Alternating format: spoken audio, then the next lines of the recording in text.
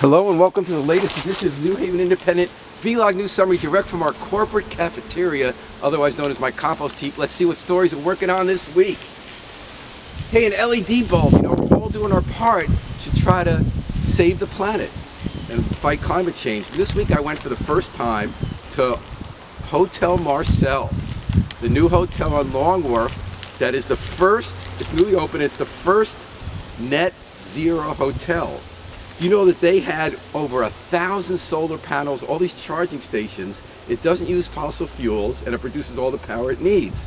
And I was there not to get $200 a night room, but because there was an event there held with the governor. He named his new development commissioner, economic development. She's from New Haven, Alexandra Down. Good choice because she's worked on all these programs for New Havens already as his deputy, including this hotel where they're emphasizing green. That was hopeful, but I also remembered that the person who built this hotel is Bruce Becker, did a good job. 12 years ago I was reminded that state officials came to another place in New Haven that Bruce Becker built, 360 State Street Tower. And they were excited then for green reasons because it had a fuel cell operating to run the whole building's energy. We just found out this building flipped. Someone else bought it, 360 State. We found out for the last 2 years the fuel cell didn't work anymore, so they're not using it, but that was quiet, and they're going to try to put a new one in. So I think the lesson here is it's great that we have announcements of efforts to have greener energy, but that it requires follow-up after the press conference is over. Hey, I got one more ride left on my CT Transit 10 ride bus card, and I haven't needed it for a couple of years because since the pandemic, buses have been free. But the election's over now, so they plan to get rid of that and start charging for buses again. But this week a deal was cut in Hartford. They're going to extend the free buses into May, and that's great, but not great enough. Again, follow up. 50 cities in Europe in the last 2 years have made all buses free, public buses. Boston started it. We should do the same because instead of just catering to subsidizing car travel for political reasons, if we really want to get serious, we make it easier to ride free. Thanksgiving's coming, we got our squash ready, everyone's getting ready for the season, and so are some landlords in New Haven, investor landlords.